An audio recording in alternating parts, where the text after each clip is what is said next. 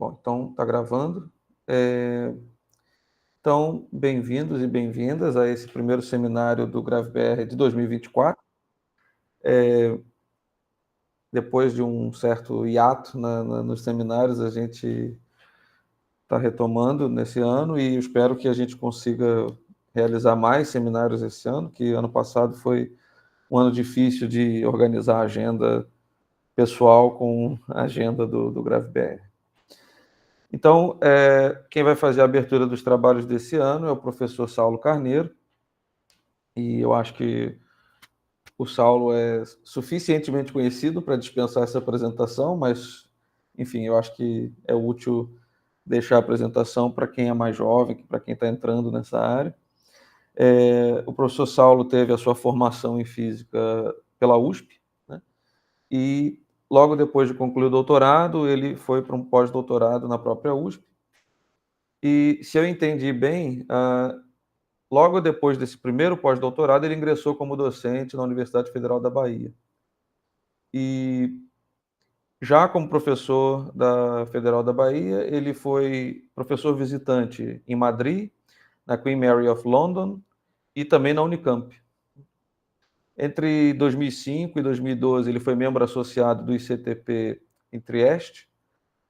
E, além disso, o professor Saulo é docente permanente do PPG Cosmo, da Federal do Espírito Santo, e pesquisador colaborador do Observatório Nacional. Bom, o Saulo é muito atuante na organização de eventos e também o que eu posso chamar de política científica, né? O Saulo já ocupou cargos de direção em agências de fomento e tudo mais. É um pesquisador extremamente produtivo na área de gravitação e cosmologia e, além disso, de todas uma lista imensa de coisas que eu poderia adicionar, o Saulo é bolsista de produtividade do CNPq. E hoje ele vai contar um pouquinho sobre uma linha de pesquisa que, se eu entendo, é uma linha de pesquisa mais recente do Saulo, que tem a ver com modelos efetivos de loop quantum gravity e buracos negros, né? Então, Saulo, muitíssimo obrigado por aceitar dar esse seminário. Fico muito feliz. E agora eu passo a palavra para você. E, enfim, como eu falei, quem tiver perguntas ao longo do seminário, pode escrever aqui no chat ou levantar a mão virtual. Tá? Então, Saulo, obrigado mais uma vez. Antônio, eu que agradeço imensamente aí pelo convite. Eu estava te contando antes de você abrir para todos que eu estava conversando ontem com um colega que dizia os seminários do Antônio foram um bálsamo durante a pandemia, né? E, de fato, quer dizer, a gente está preso em casa e poder discutir física semanalmente foi muito bom e continua sendo bom. Parabéns, tá? Pela iniciativa e por todo esse trabalho.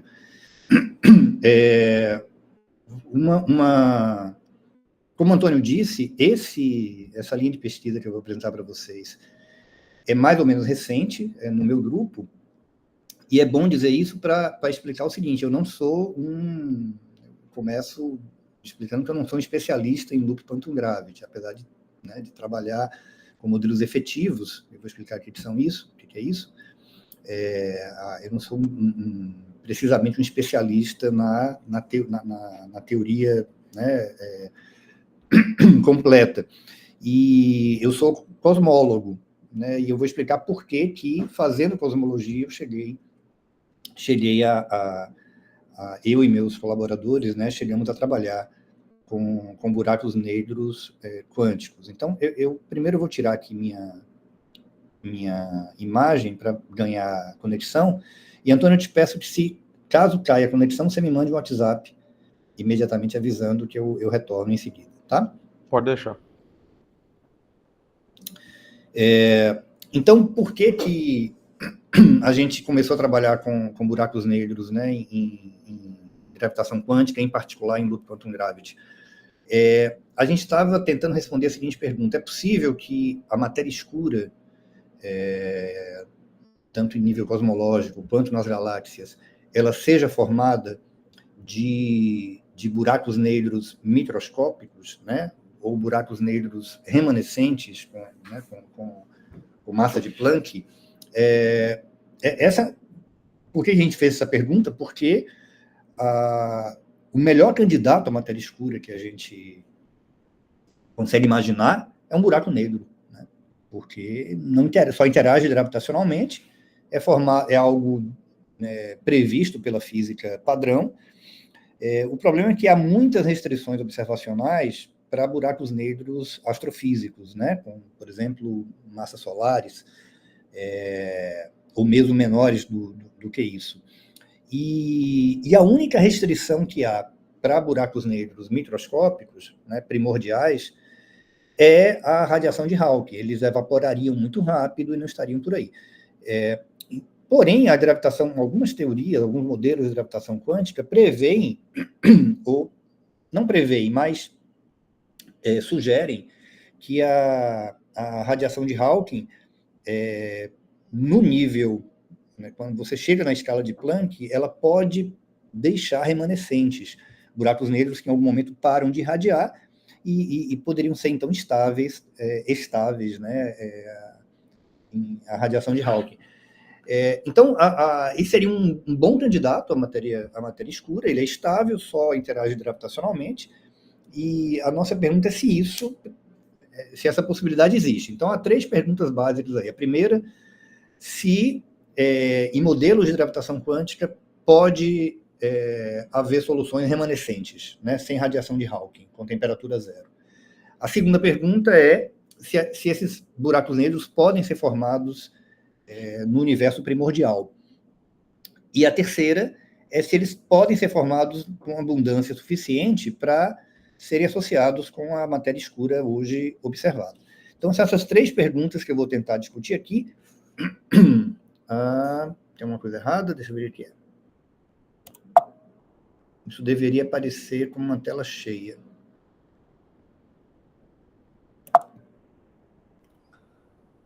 Parece que está nesse modo de rolar.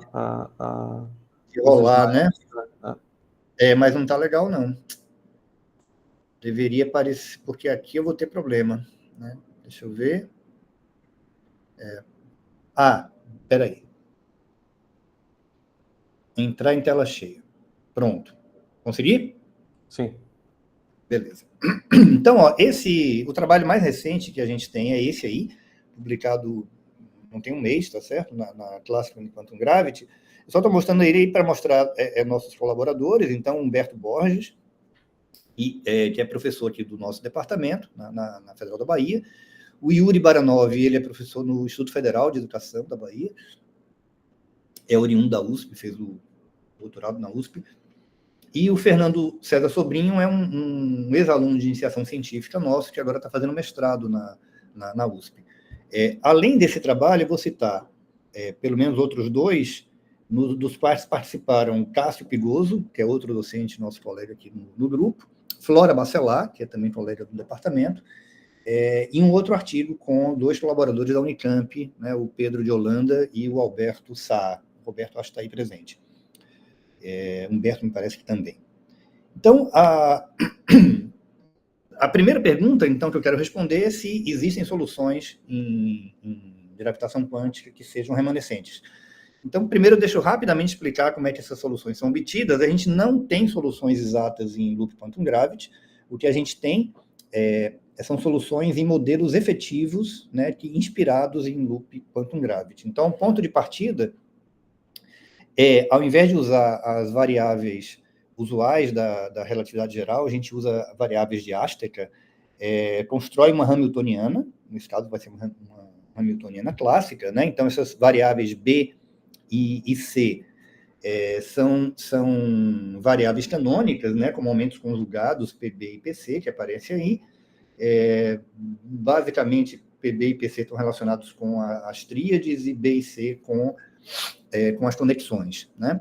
E é possível mostrar que com essa métrica, essa Hamiltoniana clássica, né? Bom, as variáveis obedecem a essas relações de comutação, e com essa Hamiltoniana clássica a gente obtém, via equações de Hamilton, uma métrica que é isométrica à métrica interna de um buraco negro com simetria esférica, né? Aqui eu estou pegando um caso mais geral, que é o de um buraco negro carregado, tá? Então, o lapso agente para essa hamiltoniana ele é dado por essa expressão, e é possível, resolvendo as equações de Hamilton, mostrar que essa métrica te dá a métrica interna clássico, né?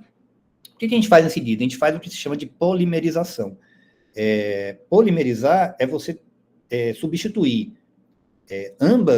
duas das variáveis canônicas, ou apenas uma, né? ou momentos, aí há muita liberdade de escolha, por funções periódicas, e a razão disso é que você precisa, em Loop Quantum Gravity, definir holonomias. Em Loop Quantum Gravity, o seu espaço de Hilbert é o espaço de loops, né? Nos quais você define holonomias usando as variáveis de Astacker. Então, para fazer isso, você precisa fazer essa substituição dessas variáveis canônicas por variáveis, por funções periódicas, e aí há todo um receituário, um zoológico, né, de possibilidades na literatura. O que a gente vai considerar aqui é uma polimerização sugerida recentemente pelo Gambini, lá do Uruguai, com Pulling e uma aluna deles, e depois mais investigado com mais detalhes por esses três espanhóis. O que se faz? Você substitui a variável B pelo seno de ΔB sobre ΔB e faz uma substituição correspondente no momento conjugado. Você não polimeriza a outra variável C, você pode associar isso com a simetria esférica do seu sistema, mas é uma discussão que a gente não precisa ter aqui. O importante aqui é que esse ΔB, a gente chama de parâmetro de polimerização, é ele que vai trazer a quantização, né, do seu espaço-tempo, da sua teoria.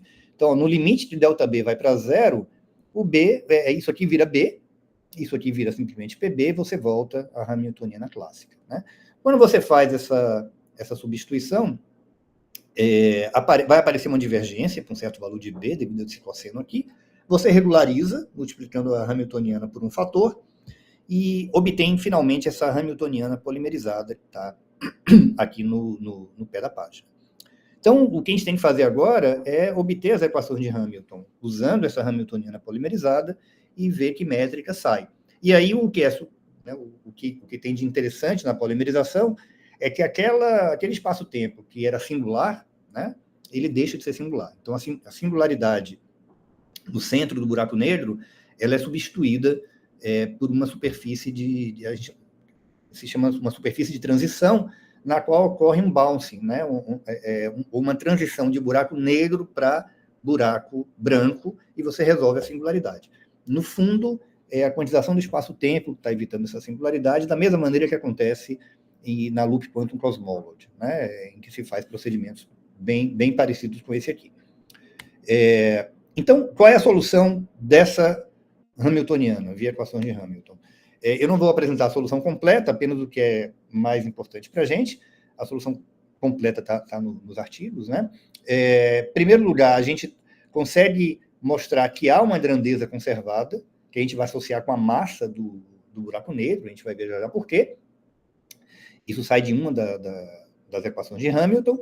E para o PC, lembra o que é o PC? O PC é o que faz o papel na métrica, né, do raio, na parte angular da métrica. Para o PC, a gente descobre que existe um valor mínimo para o PC, dado por essa expressão. Esse B0 é definido assim. Eu não disse para vocês o que é esse gama. Esse gama a gente chama de parâmetro de Mirzi, tá? Ele já está na hamiltoniana clássica, permanece na polimerizada. É um parâmetro da Loop Quantum Gravity. Alguns chamam de parâmetro de Barbeiro e Mirzi. Muito bem. Então, aqui você vê que a singularidade ela é resolvida, exceto quando ΔB é zero, né, quando você não polimeriza. E se você agora encontra a métrica interna e faz uma mudança de variáveis e faz uma extensão analítica, você obtém para a métrica externa, né, para a métrica estática, esse elemento de linha que está aqui, que é o elemento de linha de um buraco negro carregado, esfericamente simétrico, com exceção desse fator de correção, né? Então, quando você não polimeriza esse R0 a 0, você reobtém o resultado clássico que todos conhecem. tá? Bem, essa solução ela é não singular. Então, se esse gráfico da direita aqui, eu estou mostrando a curvatura, o escalar de Crashman, tá? Em função da variável t. Esse t maiúsculo aqui é o que faz o papel de tempo na solução que a gente está encontrando, certo? Nessas variáveis com essa hamiltoniana. Então, aqui a gente tem, em t igual a 0, o horizonte do buraco negro. Aqui a gente está entrando no buraco negro, o escalar de Crashman, ele deveria divergir, né, na solução clássica, mas devido à polimerização, ele atinge um valor máximo, e essa parte aqui, ó, representa o buraco branco, né? Você tem um horizonte, ele mais ou menos aqui, tá? Essa solução, ela tem essa polimerização tem algumas características interessantes. A primeira é que você tem uma métrica externa que é assintoticamente plana. Isso não se dá com qualquer polimerização. Então, essa é interessante por isso. Segundo, a parte... o buraco negro e o buraco branco, as duas fases são simétricas e têm a mesma massa. Isso também é uma coisa interessante. Também você tem solução analítica e só tem um parâmetro de polimerização. Por tudo isso, é uma polimerização bastante interessante. Nesse gráfico da esquerda, a gente mostra, e apesar de a polimerização ser importante, as correções quânticas serem importantes no interior do buraco negro, evitando a singularidade, no horizonte, a curvatura não difere muito da curvatura clássica. Tá? Então, mesmo com um ΔB muito grande, né, que é um buraco negro muito, muito quântico, digamos, você, por exemplo, um buraco negro de Planck, a gente vai ver que o ΔB é da ordem de 1, ou entre 1 e 2, e você tem uma curvatura que é 80% da curvatura do mesmo buraco negro clássico no horizonte. Tá? E uma última coisa interessante dessa polimerização é que a parte angular da métrica permanece inalterada. Então, e isso faz com que as suas áreas, em particular a área do horizonte, né, tenha a mesma expressão da solução clássica. A gente vai ver que isso é importante também. Muito bem. Até aqui, a gente não teve nenhum contato com a teoria, a teoria completa, né, da Loop Quantum Gravity. Eu vi um sinal, deixa eu ver se é para mim. Não é. A gente tem que estabelecer uma conexão entre essa teoria efetiva e a Loop Quantum Gravity. Né? O que faz com que a singularidade desapareça e que haja uma transição? No fundo, é a quantização da área que você tem no Loop Quantum Gravity. Então, o que a gente tem que fazer agora é pegar a área da superfície de transição, né, dada pelo raio mínimo, aquele R0, e igualar com o gap de área da Loop Quantum Gravity, que é a menor área permitida em Loop Quantum Gravity. Né? Isso já foi sugerido e usado diversas vezes. Ao fazer isso, a gente obtém com nossa solução uma relação entre o ΔB, parâmetro de polimerização, a massa e a carga. E daqui a gente vê duas coisas interessantes. Primeiro, que a carga tem um valor máximo, né, para um dada massa, que é dado por essa expressão, e para o ΔB quadrado ser real, né, isso aqui não pode ser negativo, portanto, você tem que satisfazer essa desigualdade entre a massa e a carga. Isso vai ser bastante importante no segmento. Tá?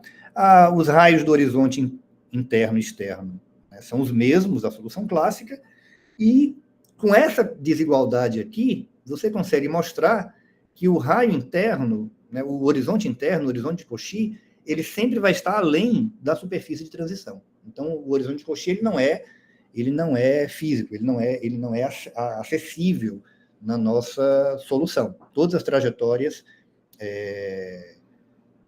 nenhuma trajetória real, né, penetra na superfície de Cauchy, porque ela é sempre interna à superfície de transição. Então, isso sai dessa condição de área mínima que a gente estabeleceu aqui.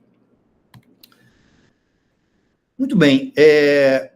O que acontece agora, né, se essa condição aqui ela for saturada? Então, se eu estiver no limite em que isso aqui vira uma igualdade, né, o que vai acontecer é que o horizonte externo, esse aqui, ele vai tender... Bom, o ΔB vai divergir, né?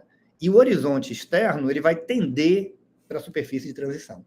Então, o horizonte de Cauchy vai ser dado por essa expressão aqui. Então, em particular, quando o buraco negro é neutro, né?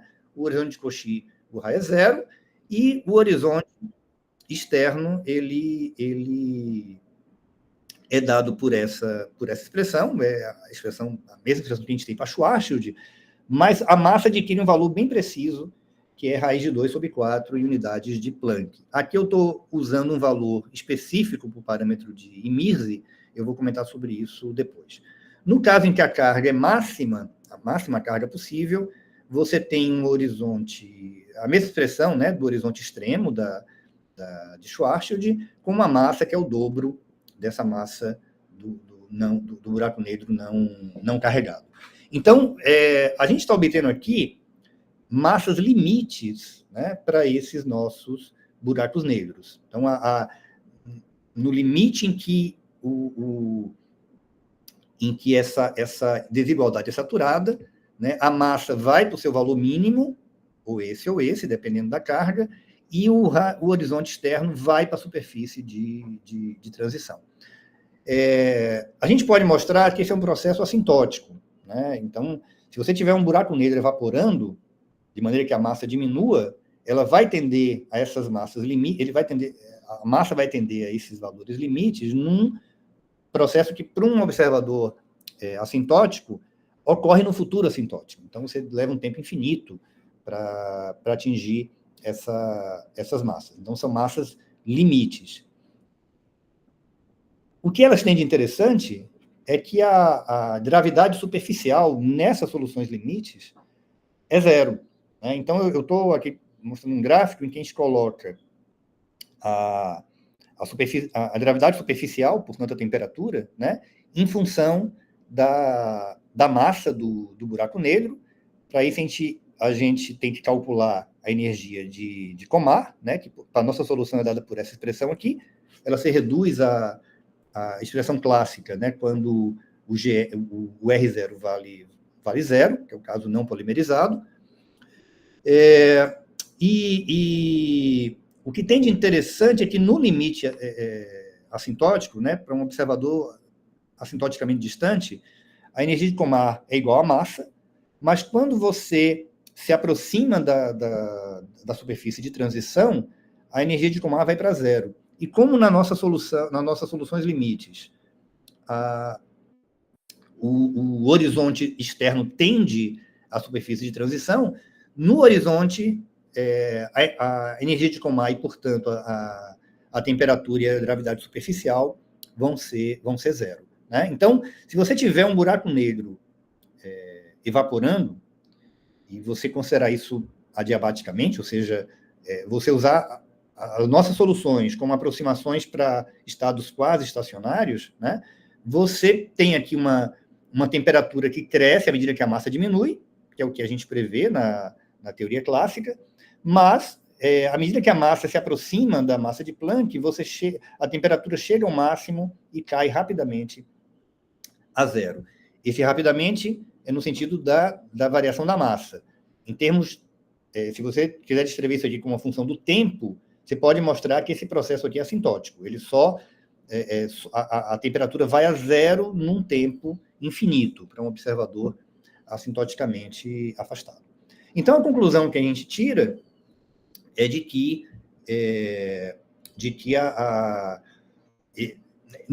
para esse modelo efetivo, né, existem buracos negros remanescentes. O processo de evaporação dá origem a buracos negros remanescentes com massa de Planck, ou da ordem da massa de Planck, e com temperatura zero, e, portanto, estáveis, buracos negros que não irradiam. Então, essa é a resposta dentro desse modelo, né, para a nossa primeira pergunta. Aqui eu mostro também que essas soluções limites, né, assintóticas, elas são regulares. Então, isso aqui é o escalar de... Desculpa, estou usando aqui o K aqui para gravidade superficial, é um kappa, na verdade, e esse K para o escalar de Kretschmann. Tá? Então, a gente tem um estrela de Kretschmann que é regular, qualquer que seja a massa, até a superfície de transição, está aqui nesse ponto, onde está meu mouse, né? Meu cursor. Aqui por caso neutro e aqui por caso com carga máxima. Então, essa linha vermelha mostra o comportamento de estrela de Kretschmann em função de R para as nossas soluções extremas, tá? Nossas soluções limites. Uma coisa, diga. Há uma pergunta no chat, do Satish. Satish, você quer fazer a pergunta?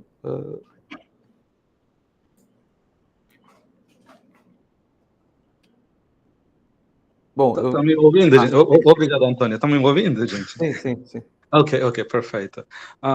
Saulo, eu tenho uma pergunta sobre um gráfico anterior. Isso, exatamente, este curva azul, né? Qual é este massa? Este massa em qual unidade? Planck? Em unidades de Planck, isso. Essa massa aqui, sim. Exatamente onde está meu cursor, sim. É essa massa aqui, raiz de 2 sobre 4 em unidades de Planck. Dá 0,7 alguma coisa, né? Um pouquinho abaixo de uma massa de Planck. Mas não é um Planck, né? É menor do que um Planck. É um pouco menor do que um Planck. Para o buraco negro maximamente carregado, é um pouquinho maior que um Planck. Isso. Mas sempre lembrando que a gente está falando de modelo efetivo, então você não deve considerar com exatidão esses resultados. Mas tudo bem, todas as nossas teorias são efetivas, mas tá. Sim, okay. Então o mais importante aqui é o comportamento qualitativo e a ordem de grandeza está envolvida. Isso. Esta coisa sempre aparece em Loop Quantum Gravity, ele sempre fica um lado ou outro lado de Planck de massa, sempre, né? Esse é um tema recorrente, ele aparece em muitos lugares, este tipo de coisa. Por isso eu acho muito interessante. E essa curva também é recorrente, quer dizer, essa curva não aparece apenas nesse modelo, tá? Sim. Isso. Estou pegando um modelo específico. Obrigado. Não, eu que agradeço. Bom, se você tem buracos negros remanescentes, você pode se perguntar o que acontece com o balanço de entropia, né, com essas soluções. Todos aí já devem conhecer, já devem ter ouvido falar do famoso problema da informação, né? Quando o buraco negro, se ele irradia completamente, né,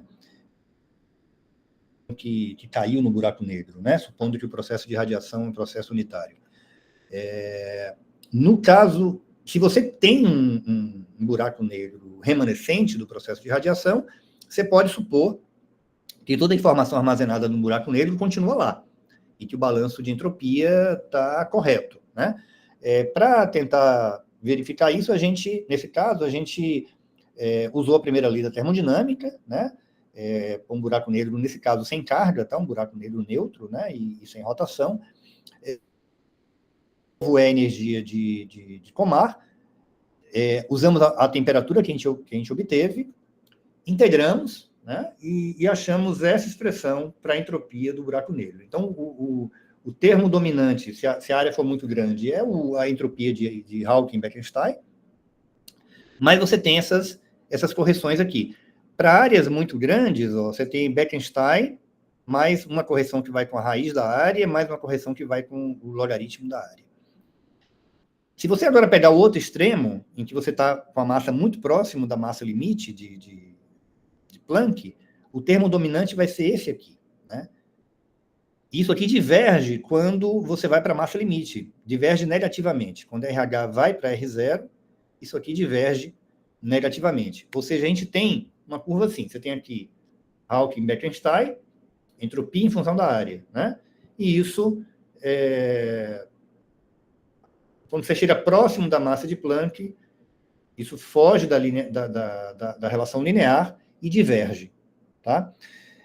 Isso é fácil de interpretar. A interpretação pode não estar correta, a teoria pode não estar correta, mas nesse contexto é fácil de interpretar. O que você tem aí você está se aproximando da temperatura zero, o seu buraco negro o seu horizonte está emitindo uma quantidade infinita de soft photons, né? Fótons com energia muito próximo de zero, e isso é compensado por uma entropia infinita negativa, no buraco negro. Ou seja, o balanço de energia, ao menos qualitativamente, parece estar correto. Do lado direito, eu mostro a razão entre a entropia e a entropia clássica, né? Então, para áreas muito grandes, isso aqui vai para 1. Ela tem uma correção máxima de 25%, quando você chega próximo, né, da área de Planck, e depois ela diverge negativamente.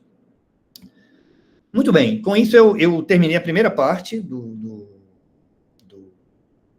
seminário, e vou tentar discutir agora a segunda pergunta, que é: esses buracos negros podem ser formados em espalhamentos de partículas, né, em altas energias? Tá? Alguém tem alguma pergunta sobre essa primeira parte, antes que eu continue?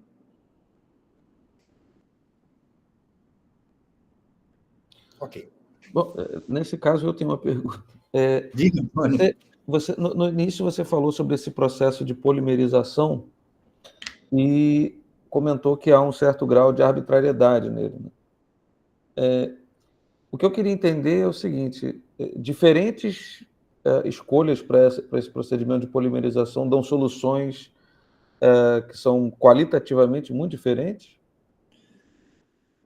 Sim. Você, por exemplo...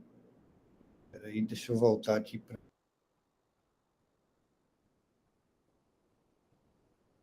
Acho que perdemos o som. Ele deve ter apertado o botão de sair da reunião.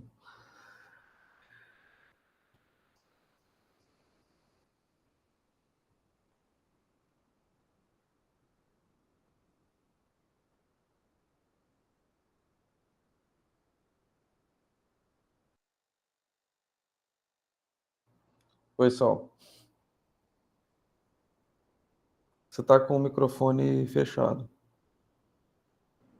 Desculpem, eu fiz alguma bobagem aqui, tá? Deixa eu, de novo, mostrar minha tela. Só um instantinho.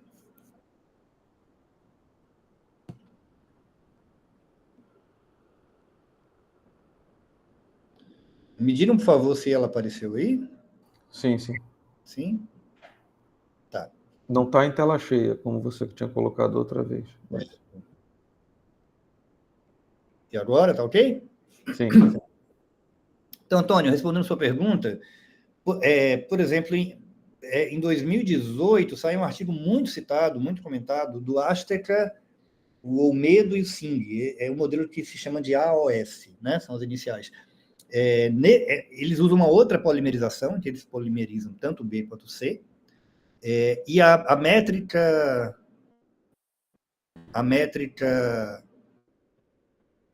externa deles, cadê? Aqui. A métrica externa deles não é assintoticamente plana, tá? O que é um problema, né? Há outras polimerizações em que, por exemplo, alguns trabalhos do Rovelli, em que as fases de buraco negro e buraco branco não são simétricas, têm massas diferentes.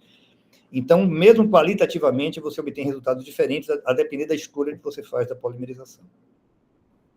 Entendi. E não há um critério, assim, vamos chamar de primeiros princípios para você... Há motivações, né? Então, eu prefiro olhar se a polimerização te dá resultados interessantes, né? Mas há motivações. Então, para esse caso aqui, a polimerização que a gente está usando, esses autores aqui, eles argumentam que você, polimerizando B e PB, você consegue uma álgebra fechada para as suas variáveis canônicas, e você consegue associar transformações infinitesimais de coordenadas, né, com transformações de gauge. Então, eles são argumentos teóricos, mas que eu considero como motivações, não como algo definitivo, né? Eu tenho um argumento, eu não vou especificar aqui, que levaria um pouco de tempo, para mostrar por que com simetria esférica você espera que a variável C não seja polimerizada, né? Tem a ver com gap de área, conforme a orientação da superfície que você está calculando, tá? Tá ótimo. Obrigado, Saulo, pelo esclarecimento. Então vamos lá. A ideia de que buracos negros primordiais com massas de Planck, né, são formados no reaquecimento, ou seja, no universo primordial, em que as energias estão sendo produzidas e as partículas estão sendo produzidas com muito altas energias, ela é antiga, já foi explorada por vários autores. O primeiro trabalho que eu conheço propondo essa ideia é uma Nature de 97, tá? Bastante tempo já. Mas muito recentemente, o Nelson Padilha, lá de Córdoba, na Argentina, com os colaboradores, também exploraram essa ideia. Mais recentemente, agora em 2022, então menos recentemente, né? Mas é que eu vi o seminário dele há 2 semanas atrás. O Alejandro Pérez, né, argentino, trabalha na França, também tem explorado essa possibilidade, com Rovelli. O que esse grupo do Padilha explorou foi a possibilidade da formação de buracos negros com espalhamento de cargas. Então, a formação de buracos negros carregados no espalhamento de partículas carregadas. Não dá para saber, nesse caso, se o seu buraco negro é extremo ou não. Porque você não sabe quem é a carga elétrica em altas energias. Você sabe quem é a carga elétrica em baixas energias, né? Em escalas de energia da inflação, você não sabe extrapolar o cálculo da carga elétrica, incluindo polarização do vácuo, etc. O que eu vou mostrar aqui é uma possibilidade bastante curiosa, que é da formação de buracos negros extremos, no caso, buracos negros de Kerr, devido ao espalhamento de neutrinos em altas energias, né? Isso parece estranho, mas os neutrinos, nem todo mundo sabe, os neutrinos carregam dipolos magnéticos. No caso, se o neutrino for um neutrino de Dirac, né, o neutrino de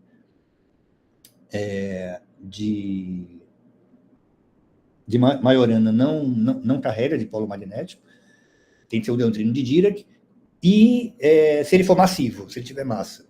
Né, quando você faz a extensão mais simples do modelo padrão para gerar massa para os neutrinos, que é a inclusão de singletos de mão direita, você obtém para o dipolo magnético neutrino, para o termo dominante, né, essa expressão, GF é a constante de Fermi, M é a massa do neutrino, E é a carga do elétron. Isso sai de diagramas de Feynman desse tipo aqui, né? Você tem um neutrino interagindo com um campo eletromagnético através de loops envolvendo leptons e bósons de Gauge. Então, quando a gente calcula a energia de repulsão entre 2 dipolos magnéticos paralelos, se esses neutrinos tiverem energia de Planck no centro de massa, né, energia cinética, tá certo? De Planck, você consegue gerar buracos negros não relativísticos com essa massa aqui. Tá? Isso é uma conta simples de se fazer. E quando você dá valores para isso aqui, aí eu estou supondo que a massa M1, tá, dos estados de massa do neutrino é 0, e eu uso a massa M2, eu obtenho para a massa do buraco negro uma massa de Planck, aproximadamente uma massa de Planck, né, uma massa um pouquinho maior que a massa de Planck. Sendo que o momento angular do buraco negro vale 1, né, que é a soma dos momentos angulares dos 2 neutrinos. Então, eu estou formando um buraco negro que ele não é extremo, mas é muito aproximadamente extremo. E a razão de momento angular por massa está acima do limite de Thorne, o que significa que ele irradia tendendo a seu estado extremo assintoticamente, né, irradiando mais momento angular do que massa. Então, isso aqui é uma curiosidade, quer dizer, você pode formar buracos negros de Planck no espalhamento de neutrinos, desde que eles tenham energia de Planck. A pergunta é, isso é solução da gravitação quântica? A gente não sabe. Nem em modelos efetivos é possível saber se isso é solução. Não há modelos efetivos que descrevam buracos negros de Kerr. né? Nem em loop quantum gravity, nem em modelos aproximados. Mas uma coisa que a gente verificou é que esse estado, né, esse buraco negro, é solução de uma equação importante da loop quantum gravity, que é a equação de autovalores da área. Então, a área em loop quantum gravity não tem qualquer valor, não obedece um contínuo, né? Ela tem um espectro discreto, que é dada por essa expressão aqui, onde esse n é qualquer inteiro, esse ji é qualquer semi-inteiro, né? LP é a escala de Planck, e o gama é o parâmetro de Mersey, sobre o qual já comentei antes, né? Então, uma área em loop quantum gravity, ela geralmente é representada assim. Você tem a área, ela é tocada por linhas do chamado spin, né, dos spin network. Spin network são as funções de onda no espaço de loops, né, da loop quantum gravity. E o que você tem aqui, esse N, é o número de linhas que tocam a sua superfície. O JI é um número quântico que você associa a cada linha. Na representação fundamental, né, do SU2 da teoria, o JI vale 1,5. Então, é o mesmo número quântico de spin, por isso a gente chama de spin network. E você ainda pode associar a cada linha um número quântico secundário, que obedece a essa condição. E se você quiser que o seu horizonte seja isolado, né, ou seja, não troque energia com o exterior, você tem que impor essa chamada condição de projeção, tá? O vínculo de projeção, que o somatório dos M são zero. Tá? Isso são detalhes técnicos, mas o que importa para a gente é que, no nosso caso, do nosso buraquinho negro, né, a área de um buraco negro de Kerr é dada por essa expressão, e para um buraco negro extremo é dado por 8πj, onde J é o momento angular. Você pode escrever, se J for 1, você pode escrever essa área dessa maneira, interpretando isso como um horizonte tocado por 4 linhas de spin network, com J igual a 1,5, se o parâmetro de Mersey for raiz de 3 sobre 6, tiver esse valor bem específico. Claro que eu estou supondo aqui que a área do horizonte é a mesma área clássica, né, como a gente obteve no caso de buracos negros esfericamente simétricos. E a pergunta é, esse gama é o gama que se prevê na teoria? Né? O parâmetro de Mersey, geralmente, ele é obtido tomando-se horizontes muito grandes, áreas muito grandes, calculando-se a entropia em função da área, e você acha um gama que é da ordem de 0,274. Tá? A gente está achando algo que é 5% superior a 274, mas lembrando que esse 0,274 é um valor aproximado. Né? O que eu estou mostrando aqui é o cálculo da entropia em função da área para o valor que se obtém no limite de grandes áreas e sem impor a condição, o vínculo de projeção. Se você impuser o vínculo de projeção a grandes flutuações da entropia, e o termo dominante, né, essa linha aqui, ela tem uma inclinação um pouco diferente, porque a gente está usando o nosso valor raiz de 3 sobre 6. Então, o que a gente fez foi verificar... Bom, esse cálculo aqui é para áreas pequenas, e o que a gente fez, basicamente, foi dividir a área em pequenos bins, de 0,5, e a gente calculou quantas configurações de spin network levam a uma área dentro daquele bin. O número de microestados vai te dar a entropia para aquela determinada área. Esse cálculo depende do bin que você usa, né? O que a gente fez, então, nesse trabalho aqui, foi calcular o termo dominante na relação entre entropia e área, calcular a inclinação, né, dessa curva aqui. Classicamente, teria que dar 1/4, né? Então, essa linha aqui, que é o termo dominante, teria que ter uma inclinação de 1/4, que é o que sai da entropia de Bekenstein.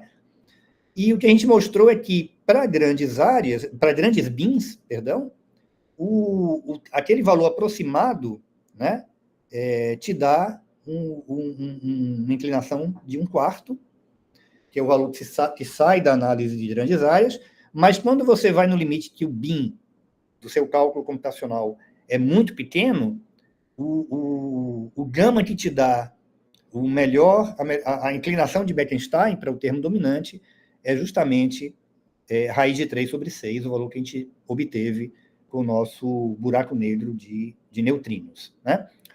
Então, com isso eu termino a segunda parte do seminário, que era, né, tentar responder a segunda pergunta. É possível mostrar, é possível obter buracos negros de Planck em espalhamentos em altas energias? Sim. Esses buracos negros obedecem ao loop quantum gravity? Não sabemos, mas ao menos a gente percebe que são soluções da equação de alto-valores para a área do horizonte. Aqui eu passo para a última parte, né, eu já estou terminando. Se houver alguma pergunta, fiquem à vontade. O Satish deixou uma pergunta no chat. Satish, você... Sim. Sim, Antônio, obrigado. Saulo, slide anterior. Ainda. Isso. Lá temos essas oscilações, né? Porque para dado... parece que ele não é proporcional, né? É área com entropia. Tem uma seno, cosseno tipo de relação entre área e entropia. Sim. Sim, isso é geral, isso é característica da loop quantum gravity. Quando você calcula... Talvez característica de polimerização? Não, você não precisa usar nenhum modelo polimerizado, né? Eu não estou usando nenhum modelo polimerizado aqui. O que a gente está fazendo aqui a gente está usando... Vamos ver? A gente fixa uma área e procura, dentro de um bin, né? Porque a gente faz isso computacionalmente, a gente procura todas as combinações, todos os vetores com diferentes inteiros, né, para valores inteiros por JI, e diferentes tamanhos de vetores, todas as combinações possíveis de J's e de M's, né, e com todos os números possíveis de linhas que gerem aquela área. Então, você testa todas as possibilidades e acha, bom, para dar essa área eu preciso de tantos microestados, né? Tantas configurações de spin network. Então, eu estou usando o loop quantum gravity completa aqui. Na verdade, eu estou usando a equação de alto valores do operador área de loop quantum gravity. Então, quando eu faço isso, usando computadores, eu não consigo chegar muito longe, né? Eu só consigo chegar a uma área de 140 áreas de Planck. Depois a gente consegue, usando algumas relações de multiplicidade, chegar a uma área um pouco maior. A gente chegou aqui a 250 áreas de Planck, mas mesmo assim com um esforço computacional muito, muito grande, né? Você chega a esse resultado aqui. Sim. Isso aqui, né? Isso é independente de modelo efetivo. Isso vem da equação de área do Rovelli e do Smolin, né? E aí, de fato, a entropia, ela, em primeira ordem, ela tem uma relação linear. Sim. Mas, se você, em todas as ordens, o que você tem é uma oscilação, né? Isso. Parece que as oscilações são mais pronunciadas quando a área é mais pequena. Isso. Quando a área é grande, eles quase linear, né? Perfeito, perfeito. Quando você vai para o limite de grandes áreas, que é o limite termodinâmico, essas oscilações vão para zero, você vai ter uma reta. Sim. Né? Tá? Que é o que você espera de Hawking-Bekenstein. Sim. Né? Que é o que você espera para uma entropia no sistema termodinâmico, né? No limite termodinâmico. Mas, microscopicamente, a entropia não cresce sempre. Ela cresce e diminui, porque você tem um sistema quântico e não um sistema termodinâmico clássico. Eu queria ver este gráfico deste área zero, mas tudo bem, acho que... Quando você faz você fala quando você vai para a área... Isso. Porque parece que vai ter mais diferença lá. A gente não consegue, né? Computacionalmente, a gente não consegue. Isso. A gente foi de 50 até 140 aqui, até 250 aqui. Perfeito. Obrigado. Mas, de fato, você espera oscilações cada vez maiores, né? À medida que... Exatamente isso. Por isso, talvez, difícil calcular. Então, Ok, para terminar, deixa eu tentar responder a terceira pergunta. Vejam que as respostas que eu estou dando são dentro de um contexto. A primeira, dentro de um modelo efetivo, né? A segunda, fazer algumas suposições em relação ao buraco negro formado no espalhamento. Aqui também a terceira pergunta vai ser positiva também sob certas condições. A pergunta é: eu consigo, no reaquecimento, após a inflação, gerar buracos negros de Planck numa quantidade suficiente para explicar hoje a matéria escura, né? E aqui esse cálculo, eu vou fazer o cálculo com neutrinos, mas o mesmo cálculo vale para qualquer componente relativística que você queira considerar, tá? Então, o que eu tenho que fazer é pegar a seção de choque de formação do buraco negro, que é basicamente a área efetiva do horizonte, multiplicar pela densidade de neutrinos que estão espalhando naquela área, tá? Mas é a densidade de neutrinos com energia de Planck.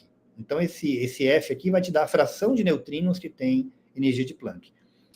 E multiplicar pela velocidade, que eu vou aproximar pela velocidade da luz. Quando... por isso você obtém a taxa de formação de buracos negros por neutrino. Se você agora multiplica de novo pela densidade de neutrinos, você tem a taxa total de formação de buracos negros. Só com um detalhe, eu preciso também levar em consideração a expansão do espaço, né? Os buracos negros estão sendo formados, mas o espaço está expandindo, então a expansão do espaço também tem que entrar na conta, e por isso eu escrevo isso em termos de uma densidade comóvel. Então, esse eta barra é a densidade comóvel de buracos negros formados, tá?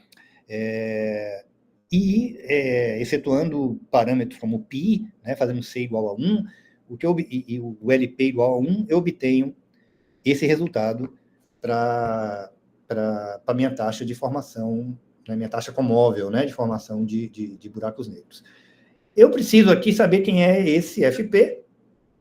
Não, antes disso, né, eu tenho que integrar isso aqui. Quando eu integro essa equação, uso para a densidade de neutrinos a densidade de energia dividido pela temperatura, e uso a equação de Friedmann para descrever a expansão, eu obtenho para a densidade comóvel de buracos negros esse resultado aqui. Então, isso aqui é a massa... Aqui eu voltei às unidades convencionais, então isso aqui é a massa de Planck, o comprimento de Planck, isso aqui é a temperatura da radiação de neutrinos hoje, né? E aqui eu estou integrando do reaquecimento, essa temperatura é a temperatura no reaquecimento, até hoje, em que a temperatura eu vou aproximar por zero. O que fica faltando na minha conta é a fração de neutrinos que tem energia de Planck. E para obtê-la, eu uso uma distribuição de Fermi, né? Então eu calculo, a fração vai ser dada por essa integral, de 1 até infinito, uma energia de Planck, dividido pela integral de 0 até infinito, que vai me dar a densidade média, né? E fazendo essa conta, eu chego, né, supondo que o TNI é muito menor do que a energia de Planck, eu obtenho essa expressão aqui para a densidade comóvel de buracos negros. Aqui faltam fatores multiplicativos, mas não são importantes, pela seguinte razão: esse resultado é extremamente sensível ao valor da temperatura no reaquecimento. Então, para dar a densidade que a gente observa hoje nas galáxias, o reaquecimento tem que acontecer a uma temperatura de 10 a 17 gigaelectronvolts.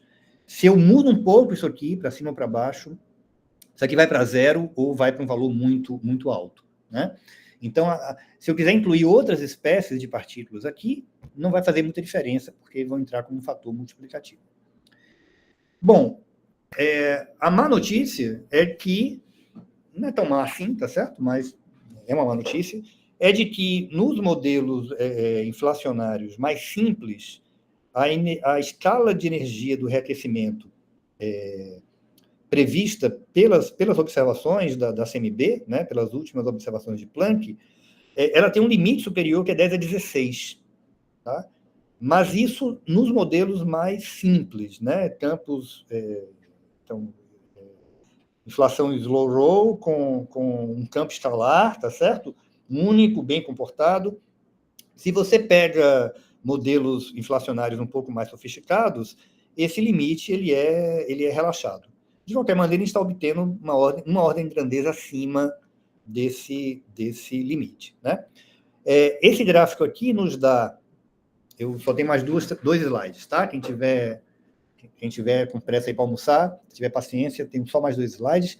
Esse gráfico aqui me dá a densidade em função do tempo, em unidades de Planck, a densidade de buracos negros formados. A gente vê que ela cresce muito rapidamente até o valor observado. Então, em algo como algumas centenas de segundos de Planck, todos os buracos negros que você precisa para formar a matéria escura observada são formados nesse curto espaço de tempo. Depois disso, a expansão do universo faz com que eles estejam tão afastados que eles não... E os neutrinos também estejam tão afastados que você não tem mais nenhuma formação de buraco negro, nem coalescência.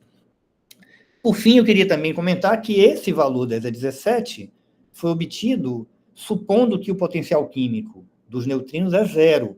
Se você refizer a conta, incluindo o potencial químico, a escala do reaquecimento pode ser menor, tá? Então, para potencial químico 0, a gente tem aqui o valor que eu acabei de mostrar, 10 a 17, mas se você supuser que, né, o potencial químico é alto, porque os neutrinos estão em equilíbrio com outras espécies, você pode ter uma escala de reaquecimento tão baixa quanto você queira, basta pegar um potencial químico tão próximo da escala de Planck quanto você precise, tá? Então, com isso, minhas conclusões são: você pode ter buracos negros remanescentes como soluções de modelos polimerizados, né, com a mesma relação área-massa que as soluções clássicas. A entropia para grandes áreas se reduz a entropia de Bekenstein, e para pequenas áreas você tem um balanço de entropia que pode resolver o problema da informação. Buracos negros de Planck, né, próximos da extremalidade, podem ser formados em espalhamento em altas energias, sob certas condições, e também, sob certas condições, podem ser produzidos esses buracos negros numa abundância suficiente para explicar, ao menos integralmente ou parcialmente, a matéria escura hoje observada. Então, com isso, eu termino. Agradeço novamente a vocês, ao Antônio, e deixo aí uma propaganda do 7º Cosmosul, que é um encontro que a gente faz a cada 2 anos, envolvendo Brasil, Argentina, Uruguai e Chile. É um encontro itinerante, ele acontece em diferentes países. Há 2 anos atrás foi na Argentina. Essa 7ª edição, já houve 2 edições em São Paulo e Rio. A de São Paulo foi no ICTP, lá do IFT. A do Rio foi no ON, né? E esse ano vai ser em Salvador, na nossa universidade. Inscrições até 1º de junho, vocês estão todos convidados, tá? Tônio, muito obrigado. Obrigado, Saulo. Vou convidar todos para abrirem seus microfones para a gente agradecer ao Saulo.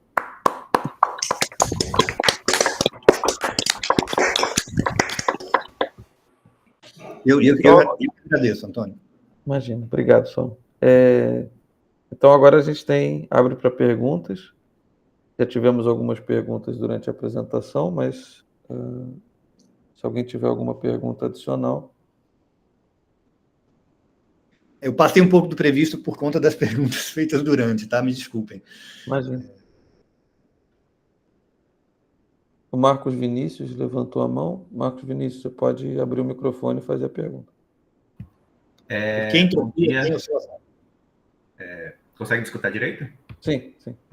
Eu tenho uma pergunta meio que em relação sobre a estrutura causal desse tipo de solução, porque a métrica que aparecia lá, ela lembra um pouquinho aquelas métricas de Simpson-Visser, que porque dá para ser escrito, dá para reescrever a métrica de Simpson-Visser numa forma semelhante a essa que foi apresentada. Cadê? Essa aqui, né? Isso. Ela lembra um pouco aquela solução de Simpson-Visser, é verdade. De certa forma. A minha dúvida era a questão, por exemplo, em Simpson-Visser, dependendo daquele parâmetro de regularização que eles usam, a gente pode ter, em vez do black bounce, né, do horizonte de eventos circulando a garganta de buraco de minhoca, a gente pode ter realmente um buraco de minhoca, se esse parâmetro for muito grande. Existe uma coisa semelhante com esse parâmetro de polimerização que vocês usam aí? Se ele tem um limite máximo que ele deva ter, ou ele pode ser grande o suficiente para não ter mais um buraco negro em cima, outra estrutura? Nessa nossa modelagem, não. Por quê? Deixa eu ver se eu acho. O ΔB, ele se relaciona com a massa e com a carga, tá?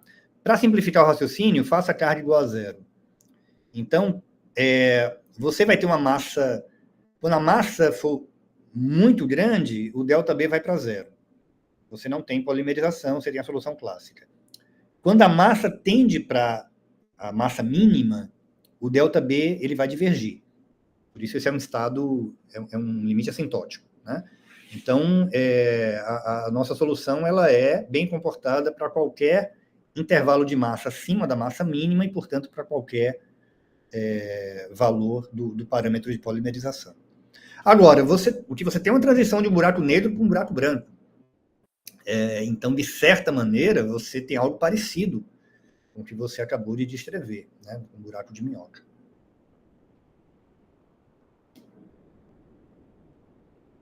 Alô? Oi, a pergunta foi respondida. Obrigado. Ok, obrigado. Mais perguntas?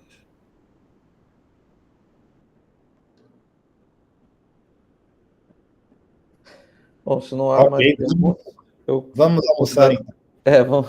Vamos agradecer o Saulo antes de almoçar, então, mais uma vez. Obrigado, Muito Saulo. obrigado a todos aí pela presença. Tiago, mais uma vez. Tiago Caramês levantou a mão aí. Pois é. Agora já acabou, Tiago. Me fale. Não, foi sem querer, foi sem querer. Então tá. Obrigado, Saulo. Obrigado, Antônio, a todos. Um abraço, Obrigado, gente. pessoal. Obrigado, Saulo, mais uma vez. Parabéns, Antônio, mais uma vez, pelos seminários, viu? Muito obrigado.